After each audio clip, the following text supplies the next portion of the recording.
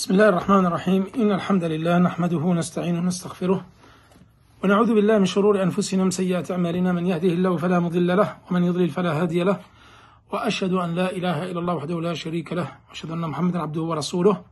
Donc aujourd'hui, 103e sourate, nous allons expliquer sourate Al-Asr, donc que tout le monde connaît, que tout le monde, je pense, récite quotidiennement dans sa prière, qui est une sourate très très courte. Sourate le temps, donc le temps, qui est une sourate mécoise, qui est l'une des plus petites sourates, qui contient uniquement 3 versets, donc elle va être super courte, ça va être un petit cours de 10 minutes maximum, et ça va être comme ça à peu près pour toutes les sourates qui restent, peut-être sauf sourate Quraysh ou Al-Fil, qui seront un peu plus longues, mais là sur les dernières petites sourates, ça va être assez court. C'est pour ça que je vais faire tafsir tous les jours, Inch'Allah, jusqu'à la veille du Eid. Après, il va nous rester juste peut-être 5 sourates, 6 sourates. Je les ferai à mon retour, Inch'Allah. Donc Allah subhanahu wa ta'ala il dit Wal asr innal insana lafi khusr illa alladhina amanu wa amilu s-salihati wa tawassaw bil haqqi wa tawassaw bis sabr. Par Allah, Allah subhanahu wa ta'ala, pardon, par le temps, l'homme est certes en perdition, sauf ceux qui croient et accomplissent les bonnes œuvres, s'enjoignent mutuellement la vérité et s'enjoignent mutuellement l'endurance. C'est-à-dire qu'ils se recommandent mutuellement la vérité et se recommandent mutuellement l'endurance. C'est-à-dire la patience. Allah subhanahu wa ta'ala ici, il jure. Et nous avons vu à travers toutes les sourates que nous a expliquées depuis sourate An-Naba, Amma yatasa'alun, qu'Allah subhanahu wa ta'ala jure par ce quoi il veut. Et il jure par ses créatures. Et par tout ce qu'il a créé. والسماء والطارق والسماء ذات البروج والعصر والفجر وليال عشر. Donc il a juré par والضحى والليل إذا سجى والليل إذا يغشى والسماء والطارق. Donc beaucoup de sourates où Allah subhanahu wa ta'ala il jure. Il jure par le temps, il jure par le والتين والزيتون, il jure par le figuier, par l'olivier, par le ciel, etc. Et généralement, Allah subhanahu wa ta'ala, quand il jure sur quelque chose qui est très important. De son importance, de par son importance. Et que c'est quelque chose qui est très important pour Allah subhanahu wa ta'ala. Et Allah ne jure que pour les choses importantes. Et nous avons vu que nous n'avons pas le droit de jurer par les créatures d'Allah subhanahu wa ta'ala. Que seul Allah subhanahu wa ta'ala a le droit de jurer par ses créatures. Telles que le temps, le ciel, la terre, la pluie, les végétaux, etc. Et là, en l'occurrence, il jure par le temps. Donc cette sourate est une sourate mécoise qui a été révélée à Mecca d'après l'unanimité des savants et des exégètes. Donc là, Allah subhanahu wa ta'ala, il jure par le temps. Le temps ici n'est autre que les nuits et les jours qui se succèdent, pendant lesquels les serviteurs, accomplissent leurs œuvres. Il y en a, ils ont dit, certains savants qui disent, donc le temps, c'est la nuit et les jours, pendant lesquels nous faisons nos actions. Et ça, c'est l'avis le plus répandu parmi les savants de l'exégèse. D'autres savants disent, Al-Asr, c'est As-Sana. C'est-à-dire, Al-Asr, c'est l'année. Et d'autres disent, Al-Asr, c'est Ad-Dahr. C'est-à-dire l'année ou une longue période. Sur une longue période non définie. Et certains exégètes, ils ont dit, c'est Al-Asr, c'est l'heure de la prière du Asr. C'est-à-dire Waqt al-Asr. Ils jurent par le temps du Asr, c'est-à-dire le temps qui est une partie de la journée pendant lequel nous prions Salat al-Asr, qui est la prière médiane. Et d'autres, ils ont dit l'Asr, c'est quoi? C'est Salat al-Asr. Allah subhanahu wa ta'ala, il a juré par la prière du Asr. Mais la prière, elle est sous-entendue ici. Elle n'est pas mentionnée dans le Coran. C'est-à-dire, وَهِيَ Salat al-Wusta. Et c'est la meilleure des salawat. حافظوا على الصلوات والصلاة الوسطى. Préservez les prières et la prière médiane. Et l'avis le plus sûr de tous les savants, concernant la prière médiane, c'est que c'est la prière al-wusta, au milieu de la journée. Pareil, il y a différents avis. Ibn al-Arabi, al-Maliki, dans Ayat al-Ahkam, lui, il évoque beaucoup d'avis. Plusieurs avis. Il y en a qui disent c'est le Fajr, d'autres c'est l'Isha, d'autres c'est le Dhur.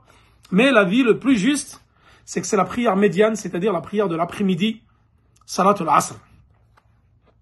Donc, différentes explications concernant le temps. Mais celui, donc le plus répandu parmi les exégètes, c'est le temps présent, le temps qui passe, les jours et les nuits.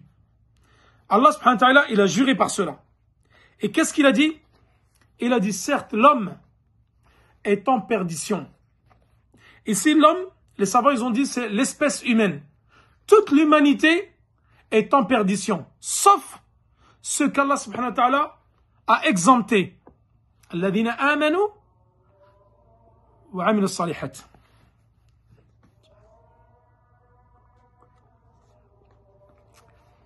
Là, c'est l'adhan al-Isha. Une petite minute et après on poursuit, Inch'Allah. Donc comme ça, tafsir tous les jours. À cette heure-ci, tous les jours, il y aura tafsir. Avec Qawaid Arba'a. Sauf demain. Demain mardi, ça sera tafsir avec Sira, Inch'Allah. Sira. La bataille de Khaybar, Inch'Allah.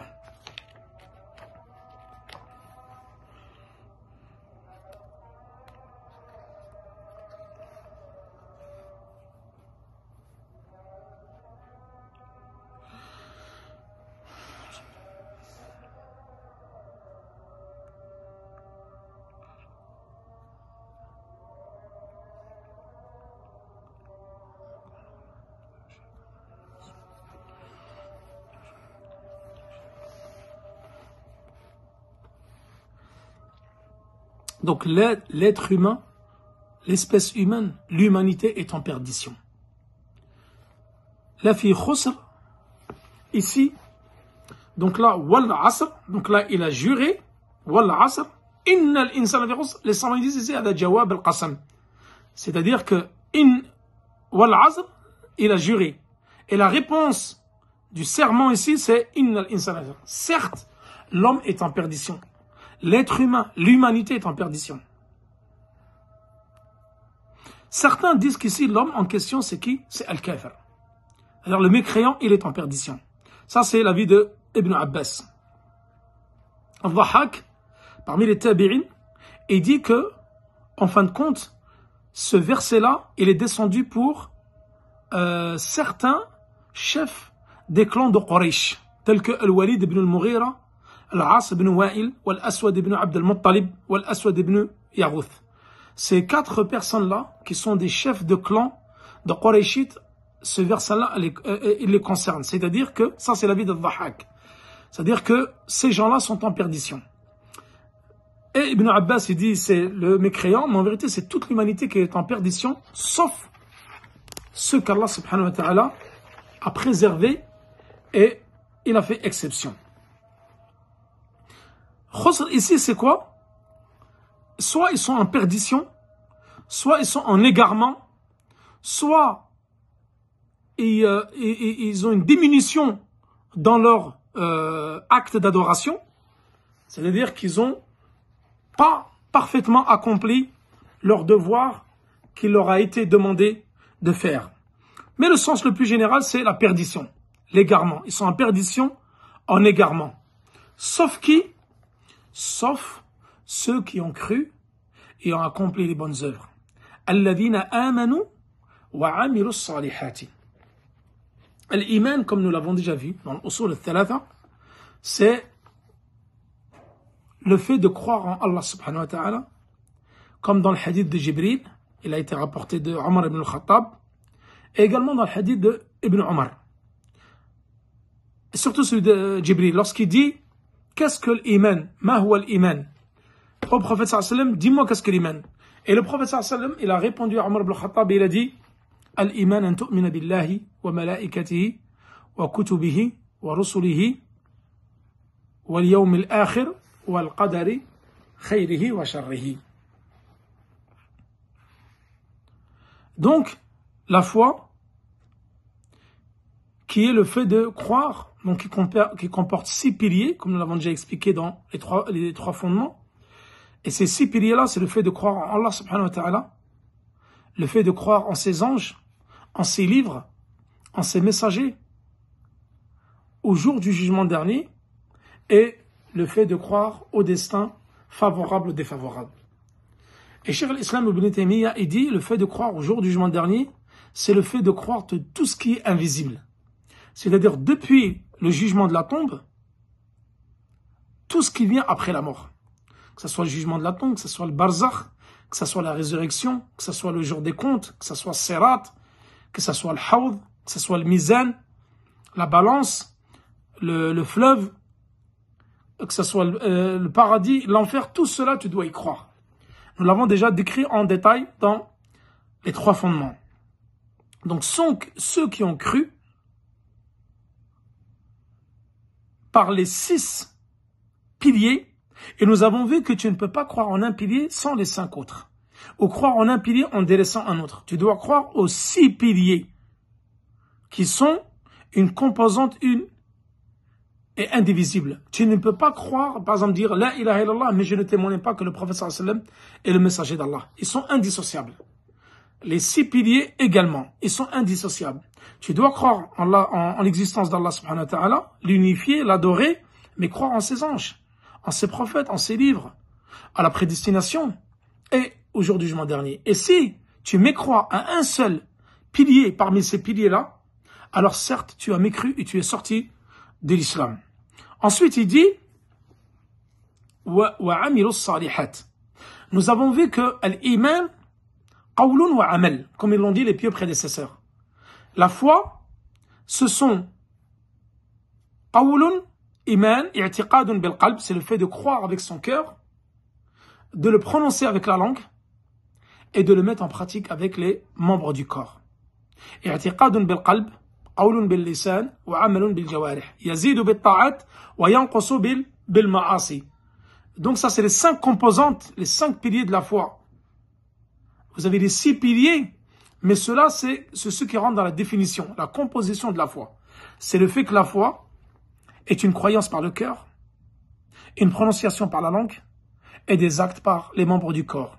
Elle augmente avec les actes d'obéissance et elle diminue avec les actes de désobéissance, contrairement à ce que ont dit les Murji'a et contrairement à ce que disent les Khawarij et les Mu'tazila, qui disent que la foi, elle est une et indissociable, indivisible.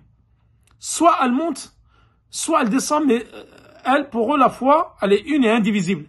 Alors que nous, la foi, on sait qu'elle est indivisible. Elle peut monter jusqu'à avoir une très forte foi, comme elle peut baisser jusqu'à avoir une foi minime. Et ça, les Murji'a ne le reconnaissent pas, ni les Mu'tazila, ni les Khawarij. Wa amilu salihat. Là, vous allez me dire maintenant dans ce verset, illa alladhina amanu wa amilu salihat. Si la foi, c'est une croyance, des paroles et des actes, pourquoi derrière, il dit wa amilu salihat? Alors que l'amal, les actions font partie de la foi déjà. Le fait d'avoir la foi, c'est que tu vas mettre en pratique ce que tu as cru. Ici, les savants de l'usul disent alladhina amanu hada am. Donc c'est général, ça englobe tout. Ça englobe la croyance, la prononciation par la langue et les actes des membres. Wa amilu salihat, c'est spécifique. Donc alladhina amanu, c'est général. Wa amilu salihat, c'est spécifique, c'est-à-dire que l'amal, l'action, elle rentre déjà dans la définition de la foi. Donc on a voulu généraliser, ensuite on a voulu spécifier. Et ça arrive beaucoup dans le Coran. Beaucoup dans le Coran, Allah subhanahu wa ta'ala, il va citer, lorsqu'il dit par exemple, les anges, dans Surat al-Baqarah, j'ai oublié le verset, où il dit les anges, ils sont maudits par les anges, et Jibril alayhi salam. Donc, Jibril alayhi salam, il fait partie des anges. Et pourtant, il est nommé après les anges, alors qu'il fait partie des anges. Donc, les anges, c'est une façon générale de les citer, et Jibril, c'est un cas spécifique. On spécifie le cas de Jibril. Et là, c'est pareil. Et ça, vous avez beaucoup de versets comme ça dans le Coran, où vous avez le verset général, et ensuite, dans le même verset, vous avez le nom qui vient juste après, mais qui est spécifique, mais qui rentre dans le sens général. وَعَمِلُوا الصَّالِحَاتِ Surat 2, verset 161. Surat 2. Donc là, ensuite, il dit وَتَوَاصَوْا. Et l'Amal al-Salih, c'est quoi l'Amal al-Salih? C'est-à-dire les bonnes œuvres. Elles ne sont acceptées qu'à travers deux conditions. Nous en avons déjà parlé hier. C'est إِنَّمَا الْأَعْمَالُ بِالنِّيَّاتِ, le hadith d'Omar ibn al-Khattab. إِنَّمَا الْأَعْمَالُ بِالنِّيَّاتِ, c'est-à-dire tous les actes ne valent que par leur intention, en sincérité pour Allah subhanahu wa ta'ala et en conformité avec la sunna du prophète sallallahu alayhi wa sallam. Ça, c'est la deuxième condition pour que l'œuvre de l'adoration et n'importe quelle œuvre soit acceptée. Et le deuxième point, c'est que al-mutaba'a an-nabi sallallahu alayhi wa sallam, de sa sunna, en conformité avec le suivi de la sunna, on le prend de hadith Aïcha radhiyallahu anha, qui dit Man amila amilan laysa alayhi amruna fahuwa rad. Celui qui vient avec un acte qui ne fait pas partie de notre religion, alors il est rendu, il n'est pas accepté par Allah subhanahu wa ta'ala. Si tu ramènes une des deux conditions, ton acte, il est rejeté et non valide, et non accepté par Allah subhanahu wa ta'ala. Tout acte, toute œuvre, toute adoration dans l'islam doit être conditionnée par la sincérité pour Allah et en conformité avec le suivi du prophète sallallahu alayhi wa sallam. وَتَوَاصَوْا بِالْحَقِّ وَتَوَاصَوْا بِالصَّبْرِ. Ils se sont mutuellement recommandés la vérité. وَقِيلَ, on dit le haqq, c'est quoi? C'est l'iman wa l'amal al-salih. C'est-à-dire qu'ils ont cru, ils ont commis des bonnes œuvres et ensuite ils se sont recommandés mutuellement la foi et les bonnes œuvres. وَقِيلَ الْحَقِّ هو القرآن. Et on dit que le haqq ici, la vérité, c'est le Coran. وَمَا دَلَّ عَلَيْهِ الْقُرْآنِ. Et tout ce que le Coran implique. C'est-à-dire le fait que tu te recommandes mutuellement le Coran dans sa lecture, dans sa compréhension et dans sa mise en pratique. Nous devons nous recommander mutuellement de lire le Coran. Chaque lettre, c'est 10 hasana. Et de le méditer, de le comprendre et de le mettre en pratique. C'est ce que nous sommes en train de faire. L'expliquer, le comprendre, ensuite nous devons le mettre en pratique. Et ce que ça induit de lire le Coran, de le comprendre, etc., ça induit également de connaître la sunna. De connaître la sunna, de se recommander mutuellement, d'apprendre la sunna, de la comprendre et de la mettre en pratique. Car le prophète sallallahu alayhi wa sallam, qu'est-ce qu'il dit? Ala inni utitu al-Qur'ana wa mithluhu ma'ahu. C'est-à-dire qu'on m'a apporté, on m'a révélé le Coran et son semblable avec lui. C'est quoi son semblable avec lui? C'est la sunna du prophète sallallahu alayhi wa sallam. وَمَا يَنْطِقُ عَنِ الْهَوَىٰ إِنْ هُوَ إِلَّا وَحْيٌ يُوحَىٰ. Le prophète sallallahu alayhi wa sallam ne parle pas par passion, mais il parle uniquement de la révélation qui lui a été révélée. Et la révélation qui lui a été révélée, c'est le Coran et la sunna du prophète sallallahu alayhi wa sallam. Donc les deux ce sont des révélations. Et ils se recommandent mutuellement les bonnes œuvres. Comme je vous recommande, et je le recommande à moi-même, nous sommes dans les 10 meilleurs jours de l'année. Je vous recommande le jeûne, la lecture du Coran, la lecture de la sunna, l'invocation. Beaucoup d'invocations pour nos frères palestiniens qui subissent un véritable génocide de la part des sionistes, qu'Allah les anéantisse. Pensez dans toutes vos du'as, dans vos salawats, entre l'adhan et l'iqama, de faire beaucoup d'invocations pour nos frères palestiniens, qu'Allah les secourt de ces impies sionistes. Ensuite, le jeûne. De jeûner, ce sont les meilleurs jours de l'année en dehors de Ramadan. Ensuite, sadaqa. La meilleure des sadaqas que tu vas faire, c'est la sadaqa pendant le hijjah. Ensuite, le pèlerinage et tout ce qui s'ensuit, le regroupement familial, les visites familiales, l'obéissance aux parents, etc. C'est ça les meilleures œuvres que tu puisses faire pendant ces 10 jours de Dhul Hijjah. Comme nous l'avons déjà vu dans la conférence du samedi, il n'y a pas de meilleure œuvre plus méritoire et plus aimée auprès d'Allah subhanahu wa ta'ala qu'une œuvre qui est commise dans ces jours-ci. Lisez le Coran, faites des invocations pour vos frères, faites des sadaqas, jeûnez, priez la nuit, faites toutes les œuvres que vous pouvez faire. Le repentir sincère, les invocations, etc.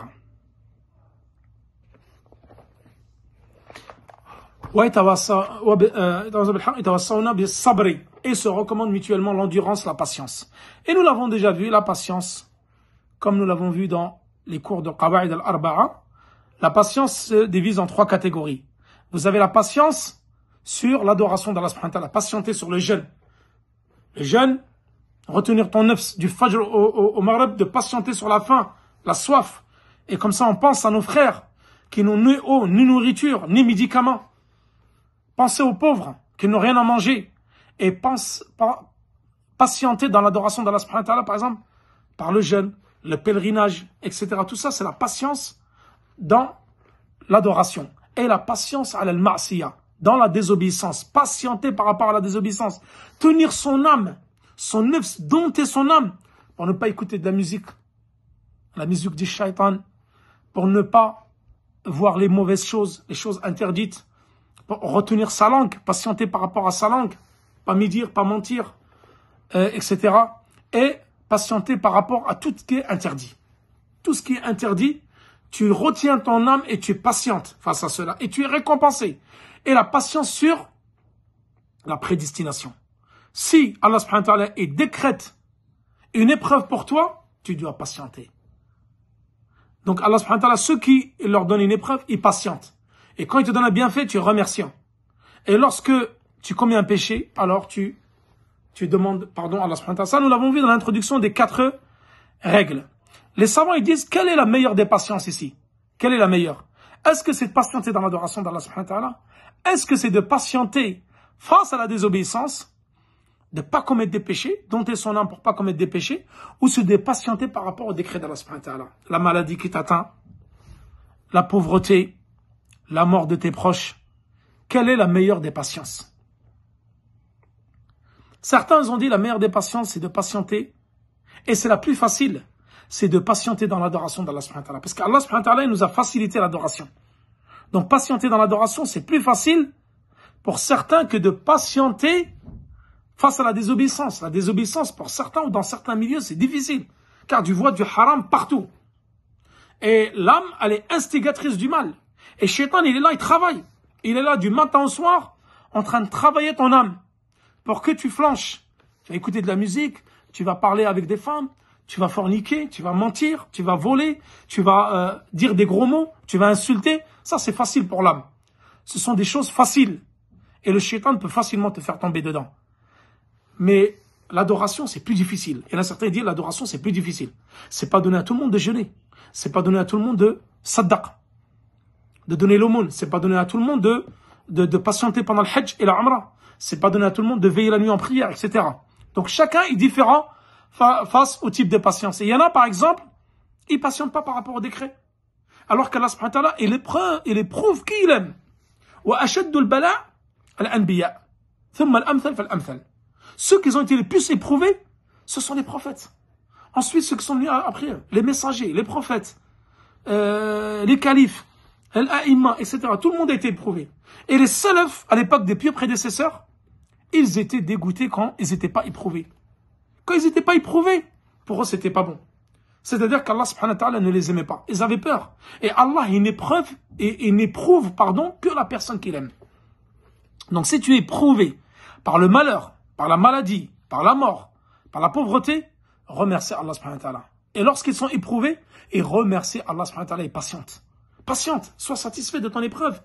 Car tu sais que l'épreuve, qu'est-ce qu'elle fait? Tout d'abord, elle va te permettre de te rappeler ton Seigneur pour que tu te rapproches de lui. Deuxièmement, ça va t'effacer tous tes péchés. L'épreuve va t'effacer tes péchés. Comme la maladie, t'efface tes péchés. Et Allah subhanahu wa ta'ala, avec cette épreuve, va t'élever en degré au paradis. Shafi'i, nous l'avons vu, ça, et nous finirons par cette phrase. Rappelez-vous, dans l'introduction de l'Usul al-Thalatha, il a dit لو لم ينزل الله على عباده حجة إلا هذه الصورة لكفتهم. C'est-à-dire, si Allah subhanahu wa ta'ala n'en avait fait descendre sur ses serviteurs que cette surah, elle aurait suffi. Elle aurait suffi à ses serviteurs. Et les savants, ils ont expliqué cela par le fait, c'est pas la révélation par rapport à la législation. Ça veut pas dire que surat al-Asr, elle suffit aux croyants dans la législation. Non. Elle leur suffit comme exhortation. Comme le fait de se recommander la foi et les bonnes œuvres, le prêche à Allah subhanahu wa ta'ala et la patience sur cela. Ça, c'était les 4 principes que Cheikh Mohammed ibn Abdel Wahhab, il avait évoqués dans les 3 fondements. La science, la mise en pratique, la prêche, l'appel à cette science et le fait de patienter. Car les gens vont te combattre. Quand tu vas appeler au tawhid, tu vas être combattu, tu vas être discrédité. On va mentir sur ton compte, on va te salir, on va te jeter en pâture. Mais tu vas patienter. Comme le prophète sallallahu alayhi wa sallam a patienté par rapport au Quraysh. Comme les prophètes avant lui, ils ont patienté. Comme les a'imma, ils ont patienté. Donc tu te dois de patienter face à l'adversité des gens de la bid'a, des gens de l'égarement, qui sont là pour te traîner et pour salir et pour casser ta da'wa. Mais Allah subhanahu wa ta'ala va te secourir. Si tu appelles au haqq, tu appelles à la sunnah, tu appelles au tawhid, tu seras secouru sur tes adversaires. Et nous finirons par cela car c'est l'iqama ici. Wa sallallahu ala nabina Muhammad wa ala alihi wa sahbihi wa sallam. Wallahu ta'ala a'la wa alam. Et je vous donne rendez-vous demain, incha'Allah, pour les 2 cours suivants. Assalamu alaikum wa rahmatullahi wa barakatuh.